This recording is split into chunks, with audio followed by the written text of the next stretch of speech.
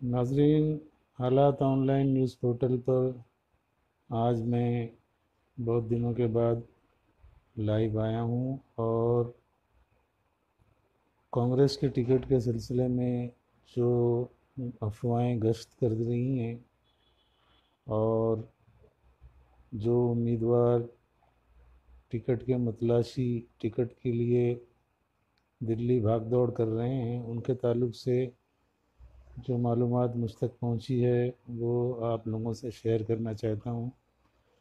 भिवंडी शहर की हालत किसी से छुपी हुई नहीं है। यहाँ पर सड़कों की जो बुरी हालत है,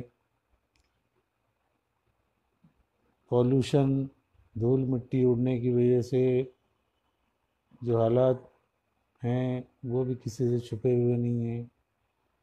दूसरी जानिब कारपोरेशन की ज़बूं हाली, कारपोरेशन दिवालिया हो चुकी है।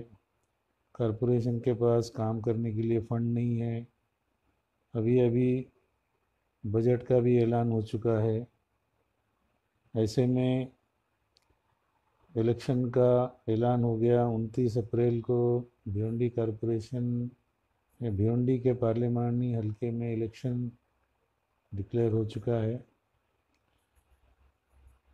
भिवंडी के कांग्रेस टिकट के सिलसिले में कुछ दिनों से अफवाहें गश्त कर रही हैं कि इम्पोर्टेड उम्मीदवार कांग्रेस हमारे माथे जड़ने वाली है।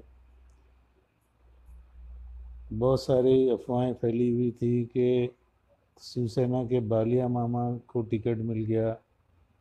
अभी पिछले 2 दिनों से ये अफवाह फैली है कि सुरेश टावरे को टिकट मिल गया है। सोशल मीडिया पर कई किसी एबीपी न्यूज़ के हवाले से ये लिख कर आ रहा है, किसी ने पोस्ट किया है। मैंने सुरेश टावरे के पीए से मालूमात ली आज ही रात में, तो उन्होंने बताया कि अभी तक टिकट डिक्लेयर नहीं हुआ है। तो इस तरह की अफवाहें फैली हुई हैं और कांग्रेस का तो हमेशा ये हाल रहा है कि वो अपना टिकट बहुत आखिर में ज़ाहिर करती है और जो भी उम्मीदवार है वो उसको आवाम तक पहुंचने में हमेशा दुश्वारियों का सामना करना पड़ता है। पिछले बार बाहर के उम्मीदवार को लाकर कांग्रेस ने जो दुर्गत का सामना किया है कांग्रेस ने, इस बार भी अगर वो इस तरह का कोई अमल करती है तो नताइज कुछ मुख्तलिफ नहीं होंगे, ऐसा आवाम का कहना है। इस बार भी जो इतलात हम तक आ रही हैं उसमें ये है कि बालिया मामा नाम के जो शिवसैनिक हैं वो कांग्रेस के टिकट की तैयारी में दिल्ली में पहुंचे हुए हैं। एक नाम योगेश पाटिल का भी आ रहा है, वो तो कांग्रेस ही हैं, अब कांग्रेस में शमूलियत इख्तियार कर ली है उन्होंने।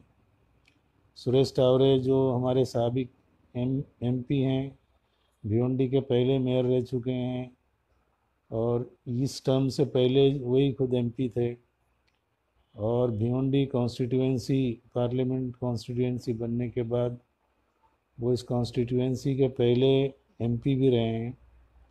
वो भी टिकट की दौड़ में हैं। कुछ दिनों पहले इलेक्शन डिक्लेयर होने से पहले ये अफवाह फैली थी कि कपिल पाटिल भी कांग्रेस का टिकट मांगने वाले हैं, जिसका उन्होंने भरपूर उसकी खंडन किया था, उसकी तरदीद की थी। तो आज सूरत हाल ये है कि बीजेपी के टिकट का ऐलान हो गया है, कपिल पाटिल उनके उम्मीदवार हैं और आज ही उन्होंने अपने ऑफिस में इलेक्शन वार रूम, जहां से इलेक्शन वो कंट्रोल करने वाले हैं, उसका इफ्तिताह भी उन्होंने किया। कुछ अखबारी नुमाइंदों को उन्होंने बुलाया था। उर्दू मीडिया के किसी को भी शायद एक आध पहुंच गया हो, बाकी जो उर्दू मीडिया के बड़े अखबारात हैं उसका कोई नुमाइंदा उस मौके पर मौजूद नहीं था। मराठी अखबारात के नुमाइंदे मौजूद थे और ऐसा महसूस होता है कि उनको उर्दू अखबार वालों से और उर्दू जानने वालों से कोई गरज नहीं है। पिछली मरतबा भी उन्होंने अपना पूरा इलेक्शन भिवंडी के बाहर ही ज़्यादातर खेला था और इस बार भी शायद उन्हें उर्दू अखबारात की ज़रूरत नहीं है, इसीलिए उन्होंने उर्दू अखबारात वालों को शायद एक दो के अलावा किसी को नहीं बुलाया। खैर ये बात तो एक ज़िम्न में आ गई, उनका अपना अमल है कि वो जिसको चाहें बुलाएं, कोई हार्ड एंड फास्ट रूल तो है। सूरत हाल ये है कि टिकट के लिए लोग दिल्ली में बैठे हुए हैं, अपने अपने सोर्सेस के ज़रिए वो कांग्रेस के टिकट हासिल करने की कोशिश कर रहे हैं। दूसरी जानिब पिछले बार अबू आसिम आज़मी ने भिवंडी के रीजेंट गार्डन होटल में ऐलान किया था कि कम अज़ कम उन्हें एक सीट महाराष्ट्र भर में दी जाए। उन्होंने भिवंडी, औरंगाबाद, परभनी, नांदेड़ वगैरह का जिक्र किया था कि किसी भी जगह एक सीट उनको दी जाए, नहीं तो वो 8 से 12 उम्मीदवार खड़ा करने वाले हैं।